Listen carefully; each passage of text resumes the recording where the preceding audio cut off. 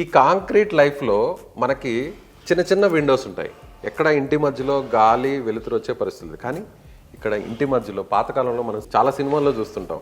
పైన నుంచి వెలుతురు వస్తుంటుంది, ఎండ పడుతుంటుంది, వర్షం పడుతుంది. ఆ వర్షం పడినటువంటి వర్షపు నీరంతా కూడా ఇక్కడ స్టోరేజ్ అవుతుంది.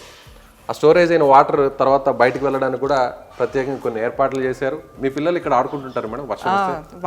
చాలా ఆడుకుంటారు. ఎంతమంది పిల్లలు ఉన్నారు మేడం మీకు? 4 పిల్లలు ఉన్నారు. ఏం చేస్తుంటారు పిల్లలు?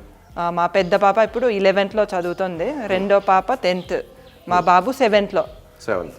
ఆ తర్వాత మా చిన్న పాప ఇంకా స్కూల్కి వెళ్ళలేదు. ఎంత పాప ఏజ్ ఎంత? చిన్న 2.5 అండి. 2.5 years. అన్నిటికంటే మరొక ముఖ్యమైనది కృష్ణుడి బొమ్మని ఇక్కడ పెట్టారు, స్టాచ్యూని. మేడం ఇది ఎక్కడి నుంచి తెప్పించారు? ఇది ఒడిశా నుంచి తెప్పించారు. ఒడిశా నుంచి తెప్పించారు. అంటే చూస్తుంటే పూరి జగన్నాథుడు టెంపుల్ స్టోన్ ఎలా ఉందో అలాంటి స్టోన్ ఉంది. కరెక్టేనండి, ఎగ్జాక్ట్ గా ఒడిశాలో మనకి ఆ పూరి జగన్నాథుడి దేవాలయాన్ని కట్టినటువంటి రాతి ఎగ్జాక్ట్గా ఇదే ఆ రాయి. ప్రశాంతంగా ఇక్కడ కూర్చుంటే ఒక్కసారిగా మనసు చాలా నిర్మలంగా ఉంటుంది. పక్కనే తులసి కోట ఉంది, కృష్ణుడు ఉన్నాడు, చాలా ప్రశాంతంగా ఉంటుంది.